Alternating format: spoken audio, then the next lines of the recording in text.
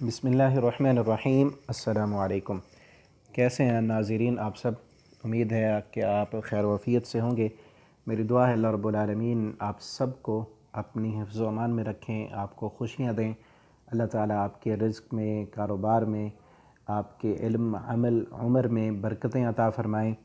اور آج بہت ہی خوشی کی بات ہے کہ آج ہم سورہ مائدہ شروع کر رہے ہیں۔ سورہ نساء ہماری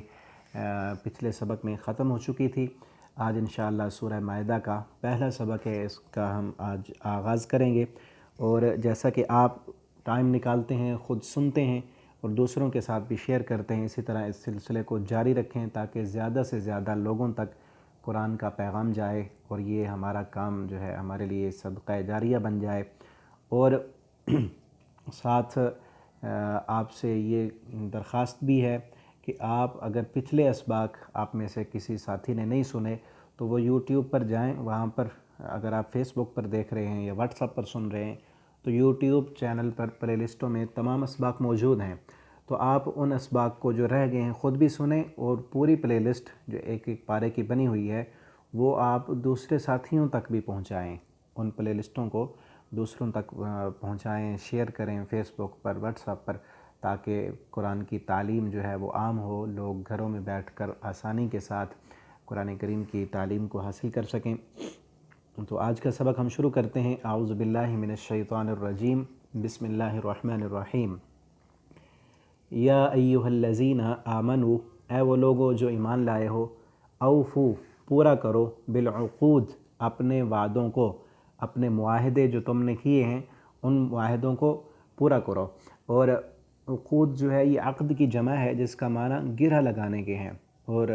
اس کا استعمال کسی چیز میں گرہ لگانے کے لیے بھی ہوتا ہے اور پختہ عہد و پیمان کے لیے بھی ہوتا ہے، پختہ عہد و پیمان۔ اور یہاں جو عہد و پیمان ہے اس سے مراد اللہ تعالیٰ کے احکامات ہیں کہ جن کا تعلق انسانوں کے ساتھ ہے۔ اللہ تعالیٰ نے جن احکامات کا انسانوں کو مکلف بنایا ہے، ہم نے کلمہ پڑھا ہے تو ہم مکلف بن گئے ہیں، ہم نے گویا اللہ سے پختہ وعدہ کر لیا، ہم نے کہا نا اشہد ان لا الہ الا اللہ، کہ اللہ تیرے علاوہ کوئی معبود نہیں، اور اللہ رب العالمین کی کتاب کو ہم نے مانا، محمد الرسول اللہ صلی اللہ علیہ وسلم کو اللہ کا آخری پیغمبر رسول مانا، تو ان کی جو تعلیمات ہیں ان پر ہم عمل کریں۔ یہی کہا جا رہا ہے کہ تم نے جو وعدے کیے ہیں اللہ کے ساتھ ان کو پورا کرو۔ اور ہم پیچھے پڑھ چکے ہیں عالم ارواح میں ہم سے یہ وعدہ لیا گیا، الستو بربکم قالوا بلا، ہم سب نے یہ کہا تھا، اللہ تعالیٰ نے پوچھا تھا کیا میں تمہارا رب نہیں، تو ہم سب نے یہ کہا تھا کہ اللہ ہاں، تو پھر اللہ تعالیٰ نے وعدہ لیا تھا ہم سے، اگرچہ ہم بھول چکے ہیں، ہمیں یاد نہیں ہے، لیکن قرآن کریم اور احادیث میں اللہ رب العالمین نے یاد کرایا ہے۔ اس وعدے کا ذکر کا یہاں بیان ہے کہ اللہ کے ساتھ جو ہم نے وعدے کیے ہیں کہ اللہ تیری عبادت کریں گے، تجھ سے مدد مانگیں گے، ان وعدوں کو پورا کرنا چاہیے۔ اللہ تعالیٰ سے دعا کرتے ہیں کہ اللہ تعالیٰ ہمیں ان وعدوں کو پورا کرنے والا بنا دیں، اللہ تعالیٰ ہمیں اسلام کا پابند بنا دیں، اللہ ہمیں وہ کام کرنے کی توفیق دیں کہ جن کاموں سے ہمارا رب ہم سے راضی ہو جائے۔ اور اب آگے اس آیت میں اور اس سے اگلی آیت میں اللہ رب العالمین نے جو جانور حلال کیے ہیں، جن کو کھا سکتے ہیں، جن کا گوشت، اور جن کو نہیں کھانا، جو شکار کرنے ہیں، جو نہیں کرنے، ان کے احکامات اللہ تعالیٰ نے یہاں بیان کیے ہیں۔ فرمایا احلت، حلال کر دیے گئے، لکم، تمہارے لیے، بہیمۃ الانعام، مویشی، گھریلو جانور، مویشی جو ہے، اور بہیمہ چار ٹانگوں والے جانور کو کہا جاتا ہے۔ اور اس میں چونکہ جانور کی زبان اور اس کا عقل جو ہے وہ فہم نہیں ہوتا، مبہم ہوتی ہے، اس لیے اس کو بہیمہ کہا جاتا ہے۔ تو وہ جانور تمہارے لیے حلال ہیں، مویشی چار ٹانگوں والے جانور، الا ما یتلی علیکم، مگر وہ جو تلاوت کیے جائیں، بتائے جائیں، علیکم، تم پر، جو چار ٹانگوں والے جانوروں میں جن کا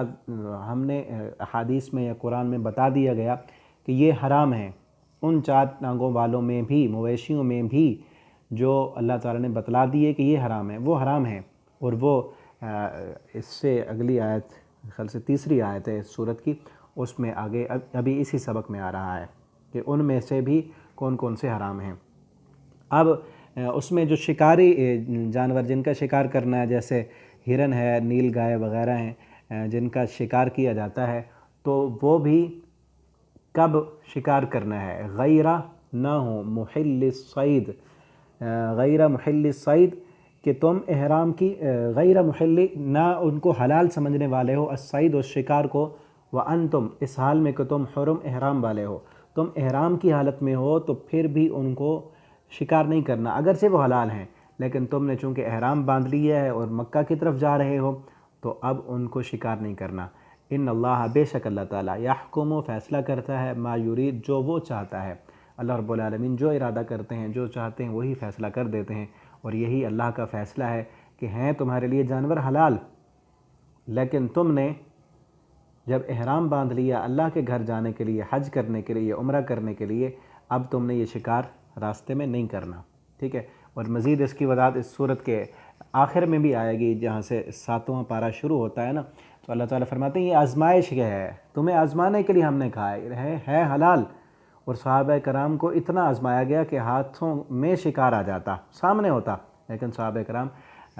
بھوکے بھی ہوتے، ضرورت بھی ہوتی، پھر بھی اس شکار کو چھوڑ دیا کرتے تھے۔ اب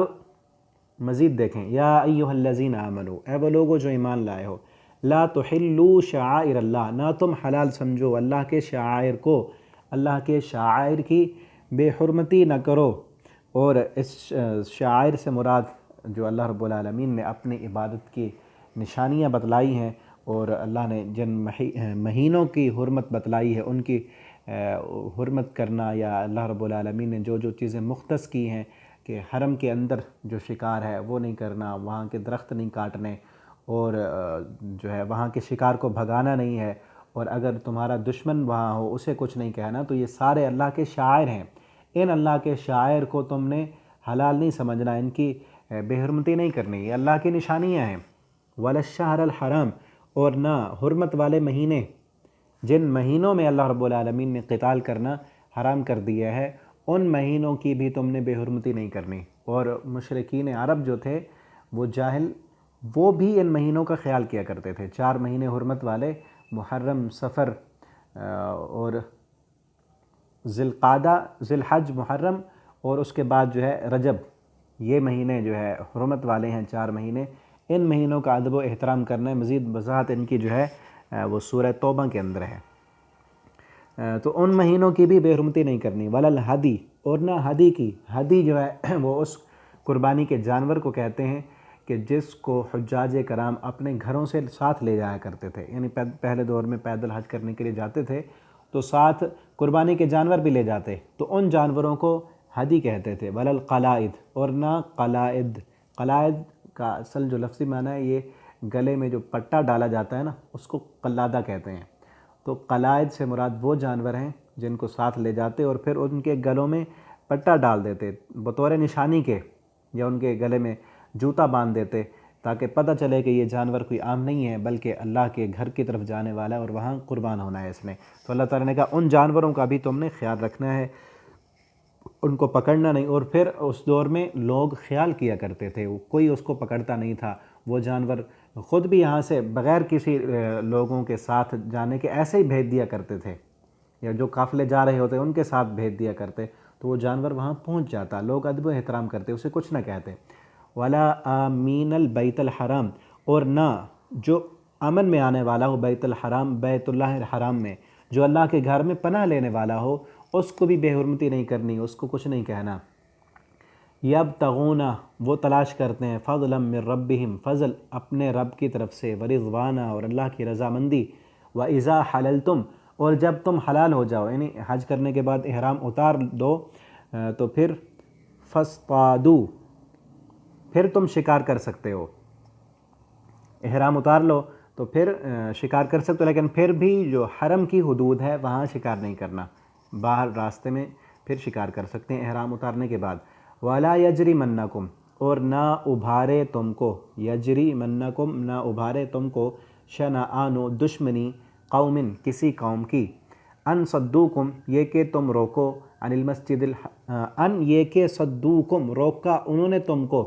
عن المسجد الحرام، مسجد حرام سے، کہ اس قوم کے لوگ نبی کریم صلی اللہ علیہ وسلم اور آپ کے صحابہ جب 6 ہجری میں گئے تھے عمرہ کرنے کے لیے، تو اس وقت مشرکین مکہ نے عمرہ نہیں کرنے دیا تھا، مسجد حرام میں نہیں داخل ہونے دیا، روک دیا۔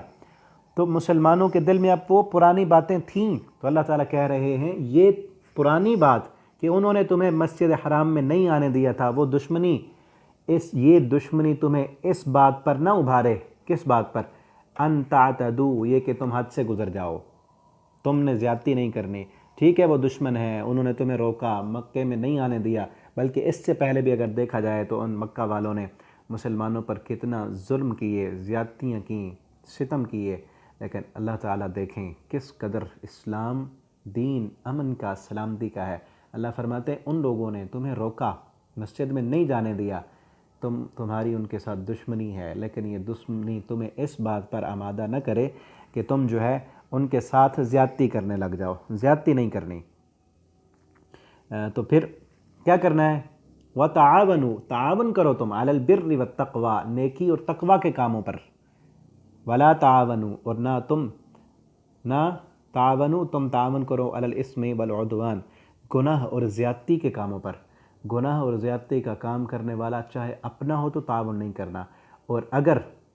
نیکی البر والتقوی، نیکی اور تقوی کا کام کرنے والا دشمن بھی ہو تو تب بھی اس کا ساتھ دینا ہے۔ اور یہاں یہ ایک ایسا اہم ترین اصول ہے